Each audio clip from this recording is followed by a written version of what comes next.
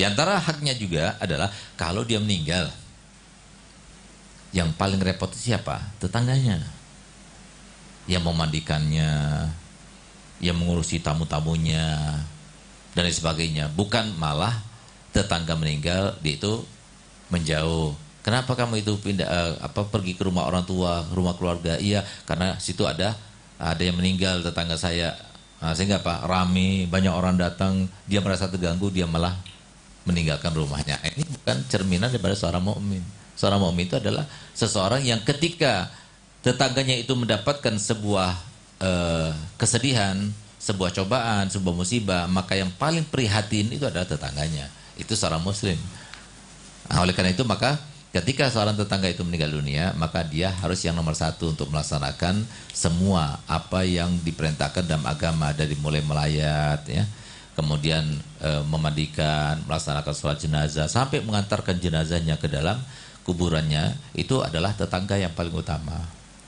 Jangan sampai tetangga meninggal tapi dia itu tidak menyolatinya, tidak mengantar jenazahnya. Bahkan kata Nabi SAW, orang yang sholat jenazah kemudian mengantarnya berarti dia dapat 2 girot.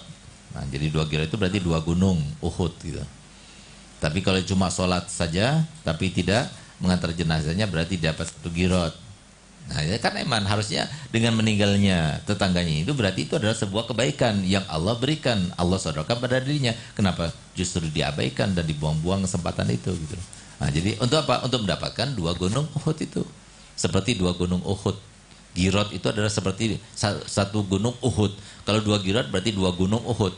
Gunung Uhud itu panjangnya itu sampai sekitar 15 kilo.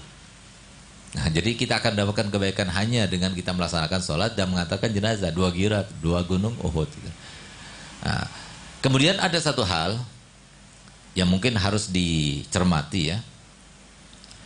Ketika seorang tetangga itu mendapatkan musibah dengan kematian dari salah satu sanak keluarganya, maka mereka itu sibuk dengan kesedihan, sibuk dengan memandikan, mengkafani, mengurusi jenazah dan sebagainya.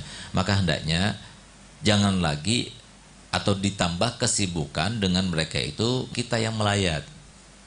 Nah, sehingga kita bantu mereka untuk supaya mereka itu bisa menghormat kepada pelayat tanpa mengganggu aktivitas mereka terkait dengan jenazah mereka itu.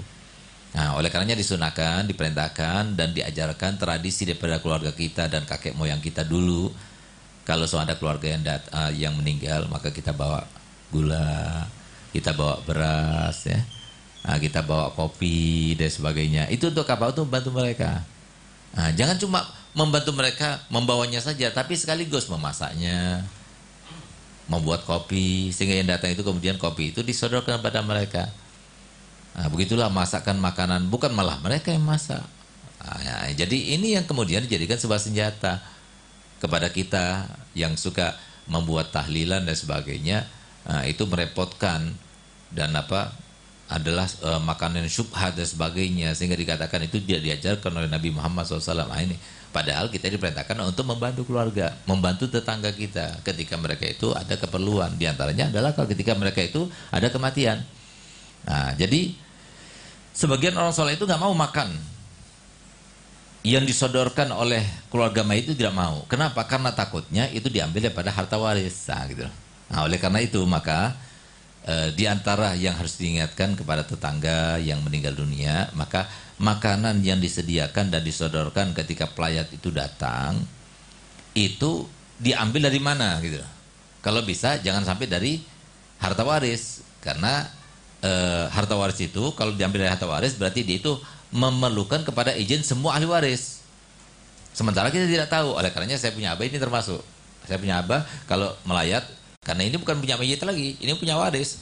Nah, jadi hendaknya orang kalau ditinggal mati oleh seseorang, maka mereka itu kemudian ahli warisnya itu bermusyawarah dari mana uang yang akan digunakan untuk menghormat para pelayat dan sebagainya, dari mana. Nah, kemudian begitu pula uang yang diberikan. Nah, jadi ada sebagian daerah memberikan uang, ada sebagian daerah memberikan makanan, ya. Nah, ini semua untuk memberikan bantuan kepada yang tertimpa musibah, itu maksudnya gitu. Nah, uang itu untuk apa? Nah, uang itu adalah untuk menghormat para pelayat itu. Begitu pula gulanya dan sebagainya. Kalau ada sisanya berarti itu adalah haknya ahli waris gitu loh. Jadi oleh karena itu maka itulah yang diajarkan Nabi Muhammad SAW dalam syariat ini.